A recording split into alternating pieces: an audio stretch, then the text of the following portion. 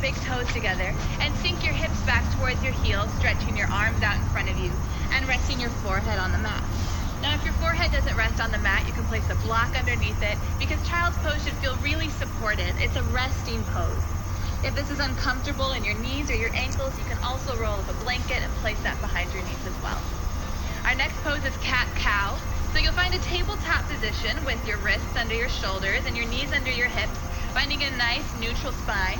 And then take a breath in, bring your shoulders down your back, arch your spine, reach your chest. I've been down so long it look like.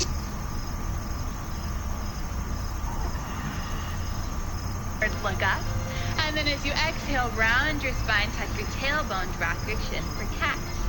Inhale, arch forward for cow. Exhale, round your spine for cat. You can go as deeply as you want into either of these movements or keep it nice and shallow for a gentle warm-up. From the cat-cow, we'll lift up and back to downward facing dog. In Sanskrit, we call this Adho Mukha Svanasana. So if you hear that, you'll know that it means downward dog. So hands plant on the mat.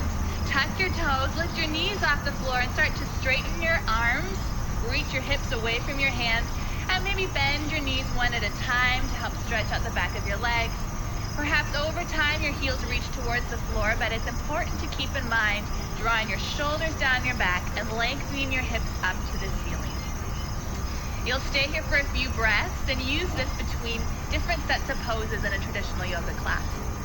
Now from downward facing dog, we're going to reach one leg up into the ceiling and then step that leg forward. Good. Step your back foot forward, meeting in a forward fold at the top of your mat. Again, your knees can be bent here because you want your spine to make contact, so the front of your belly to make contact with your thighs, so your spine can really lengthen down. You can put your hands on the floor. You can grab your elbows here, something to allow the back of your spine to really lengthen. To stand up, press your feet into the mat, rounding down, and then hinging from your hips, stand all the way up, reaching your arms overhead. Good. We're coming into mountain pose, so bring your arms to the side and plant your feet right underneath your hips. Good. All four corners of the feet round down here so your weight is evenly distributed, and then draw your shoulders down your back, fingers towards the floor. Good. As you reach your heels into the mat, reach the top of your head towards the ceiling, opening across your chest. In Sanskrit, this pose is called Tadasana, and it means mountain pose. From mountain pose, we'll find tree pose, which is an easy balancing pose, and there are many ways to find tree. I'll start with the most simple. You can bring your heel to rest right on top of your ankle and your hands together at your heart. You can take this a little bit further by bringing your foot onto your calf, or grabbing a hold of your ankle and placing it on your inner thigh. Find somewhere to place your foot that is above or below your knee. And then again, hands can come to your chest, or you can reach them overhead. Lengthening your fingers away from your heel and standing up nice and tall. Good. After tree pose, lower your foot down to the mat, and we'll find a warrior pose. So take one leg, step it forward to the top of your mat, and take your other leg and reach it to the back of your mat. Spin your whole heel down so your toes point to the long edge of your mat. Hips are going to open out to the side, and arms extend forward and back. Good. Send your gaze over your front fingertips. This is Warrior 2, Virabhadrasana 2 in Sanskrit. Make sure that front knee is stacked right on top of that front ankle, and if it's going way too far forward, then either pull it back or take a little bit of a longer stance so you can find nice, strong alignment. Good. After Warrior 2, we'll move into Warrior 1. So in Warrior 1, our hips are going to square to the front of the mat. So bring your hands to your hips and take your back toes and point them in so they face the front corner of your mat, and turn your hips to face the front of your mat. Again, bend deeply into that front knee so it's stacked right over your ankle, and extend your arms overhead.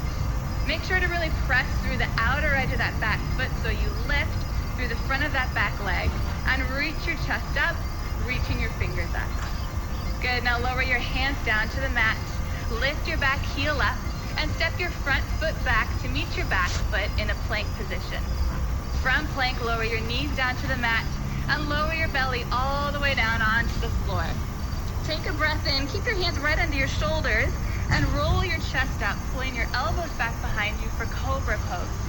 Cobra Pose is a gentle heart opener here, so rather than pressing into your hands and straining your neck, can you gently pull your elbows back and lift your chin slightly, finding length through the front and back of your neck and length through the front of your belly. Good. Press into your hands now and come back to child's pose. Our next pose, we're going to find lying down on our mat. So turn to lie down. So your length of your spine finds the mat. Good. Draw your knees into your chest. Grab a hold of your knees, and we're going to find Happy Baby, which is a really great hip opener and low back stretch.